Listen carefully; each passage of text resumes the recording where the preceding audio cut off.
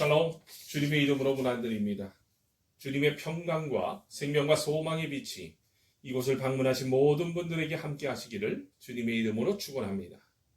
오늘은 여호와를 기다리라는 제목으로 여러분들과 함께 은혜를 나누고자 합니다.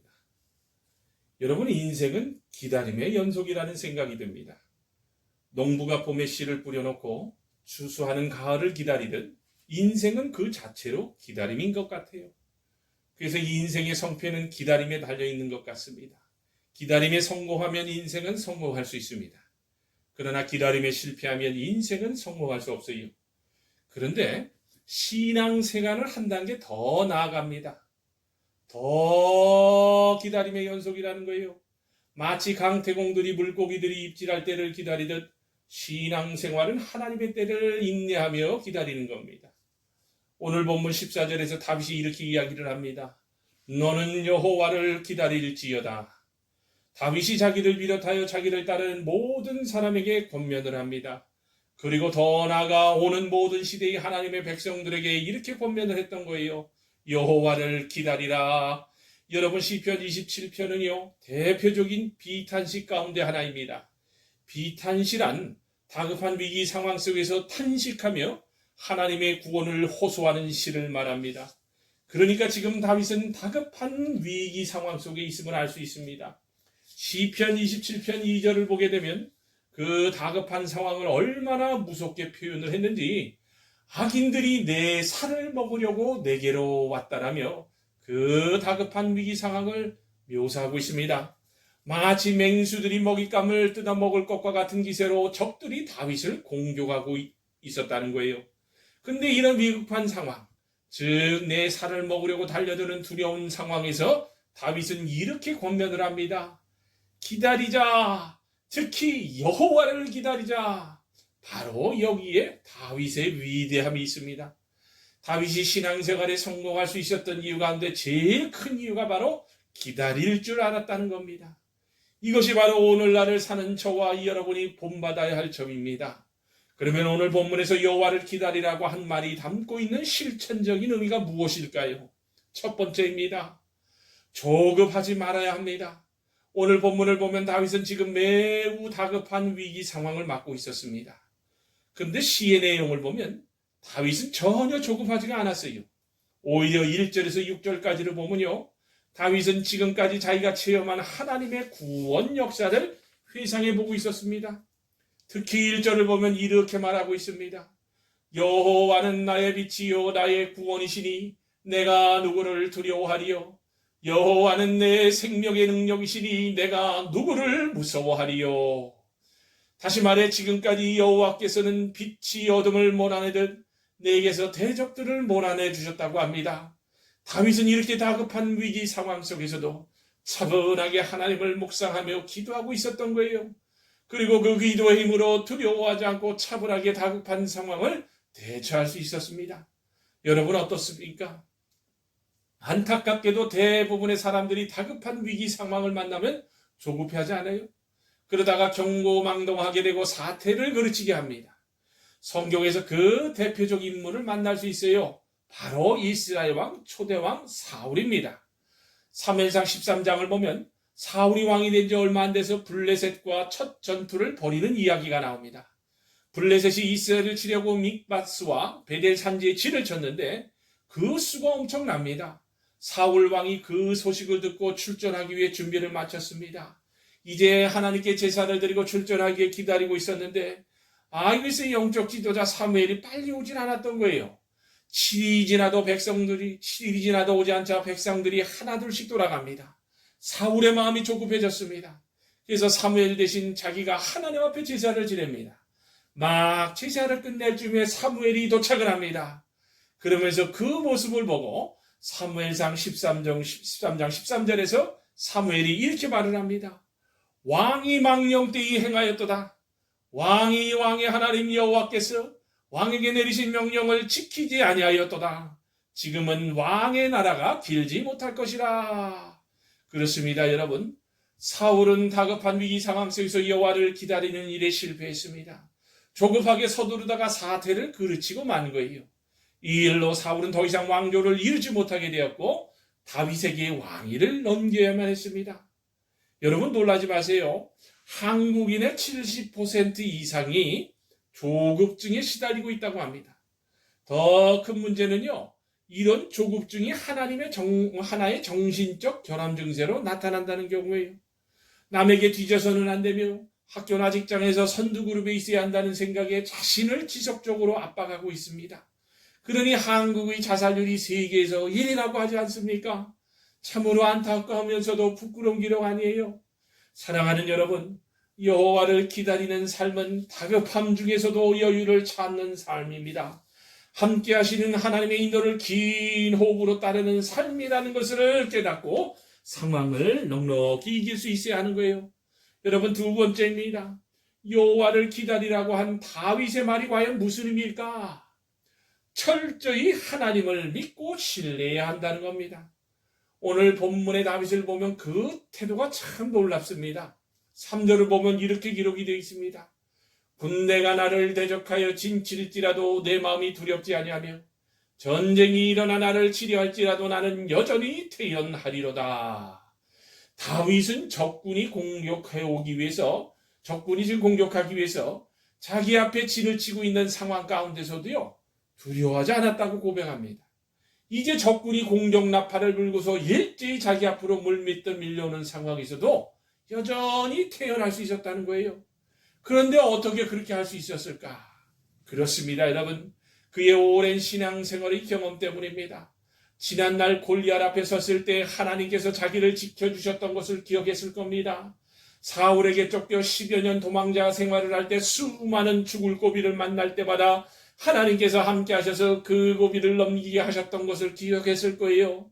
또 자신이 왕이 되어 여러 나라와 전쟁하면서 한 번도 다치거나 패하지 않게 하셨던 것을 기억했을 겁니다. 그러면서 다윗은요, 과거에 도우셨던 에베네셀이 하나님께서 지금도 나와 함께 하셔서 결국 자신을 지켜줄 것을 확실히 믿었습니다. 그리고 이 믿음이 적군이 자기 앞에 진을 치고 있음에도 불구하고 두려워하지 않게 했던 힘의 원천이었다는 거예요. 그렇습니다, 여러분. 바로 믿음입니다. 믿음이 있는 사람들은 위급한 상황 속에서도 낙마당하지 않고 두려워하지는 않습니다. 어떤 상황 가운데서도 태어남을 지켜갈 수 있어요. 하나님께서 나와 함께 하시고 결국 이 위기를 극복할 수 있게 해주실 것이라는 확신이 있습니다. 여러분, 올림픽을 보면요, 어떤 종목에서 금메달이 제일 많이 나온 줄 아세요? 양궁입니다. 한국의 양궁 선수들은요, 매 경기마다 피를 말리는 치열한 경쟁 상황 속에서도 수많은 역전 드라마를 펼치며 어쩔 때는 전 종목을 금메달로 장식하는 저력을 갖고 있다고 하네요.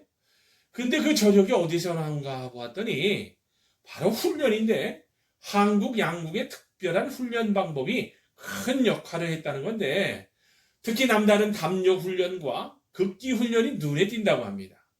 해병대 UDT 훈련, 번지 점프, 화장장에서 시체 만들기, 군 지하 벙커에서 귀신 만나기 등이요, 다른 나라 선수들은 상상도 할 수 없는 특훈을 시킨다는 거예요. 이런 훈련을 통해 우리 양궁 선수들은 어떠한 상황 속에서도 마음이 흔들리지 않고 태연하게 자기 실력을 발휘할 수 있었다는 거예요. 그렇습니다, 여러분. 우리 모두는요, 어느 누구나 할 것 없이 모두 다가 인생을 살아갈 때 위기를 만나게 됩니다. 그런 상황 속에서도 마음이 흔들리지 않도록 여전히 태어날 수 있도록 우리를 훈련해야 할 수 있어야 합니다.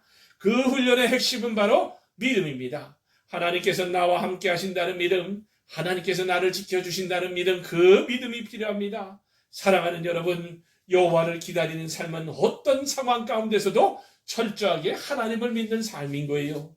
마지막 세 번째입니다. 그래도 희망을 가져야 합니다. 오늘 본문의 다윗을 보면 그렇게 다급한 위기 상황 속에서도요, 여전히 희망을 놓지 않고 있음을 보게 됩니다. 시편 27편 4절에서 6절까지를 보면 이렇게 고백을 합니다.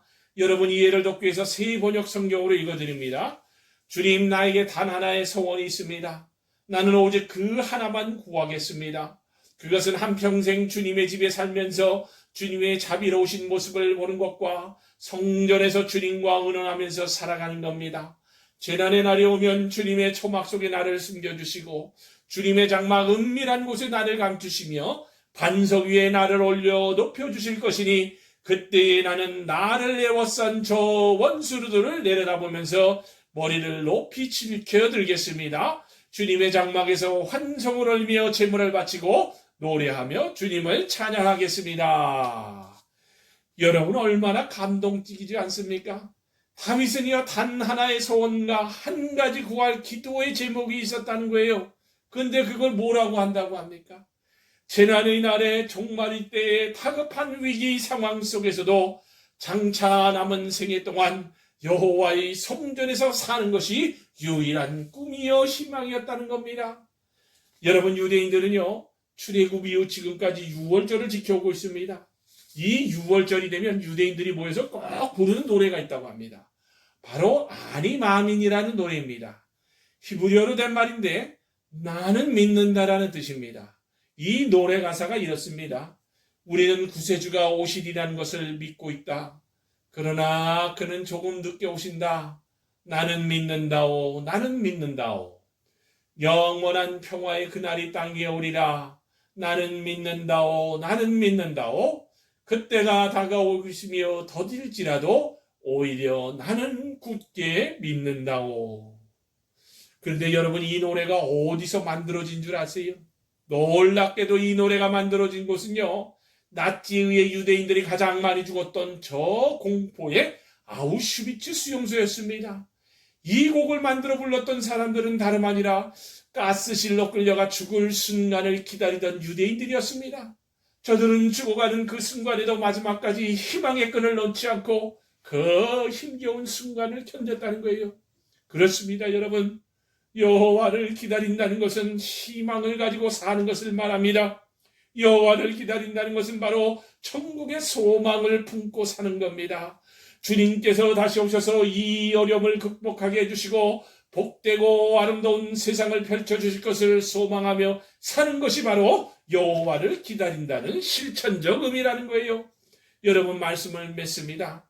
지금의 세대는 주님께서 재림하신다는 성경의 약속이 이루어질 수 있는 종말론적 현상들이 너무나도 늘어나고 있는 세대입니다.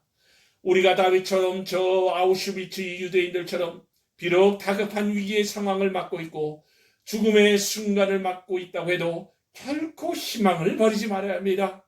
주님께서 오셔서 우리를 구원해 주시고 문제를 풀어주시고 놀랍게 역사해 주실 것을 믿고 바랄 수 있어야 해요.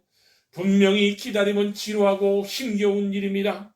그러나 성령께서 함께 하시면 그 기다림이 행복한 기다림이 될 수 있습니다. 사랑하는 여러분 부탁드립니다. 보지 못하는 것을 볼 수 있는 믿음의 눈이 열려야 합니다.